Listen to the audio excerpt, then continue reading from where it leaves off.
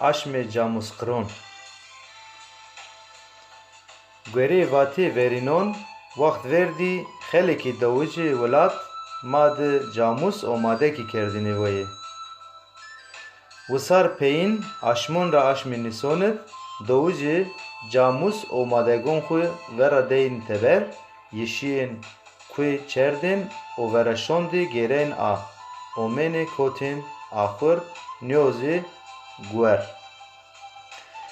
Hon jî serron ra yo ser aşmon ra aşmê nîson di ser sibê şefeq ra dewic camuson xwe semê çeriya û pîzê mirdkerdişa vera donê ku ye.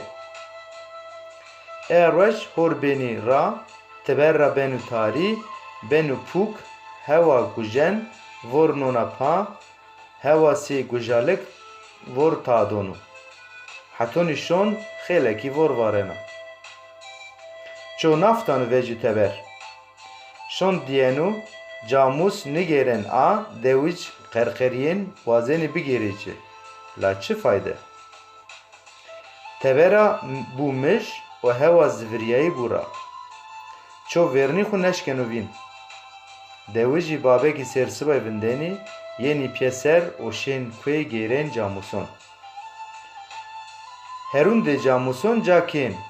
Yew zî çi vînir? Camus omadek pyer û binî vor dimendî.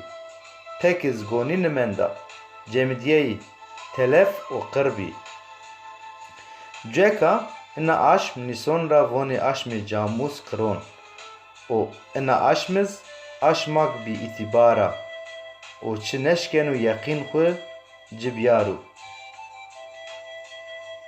Çime Mîrxan Kalo Wendiş Murat Sarî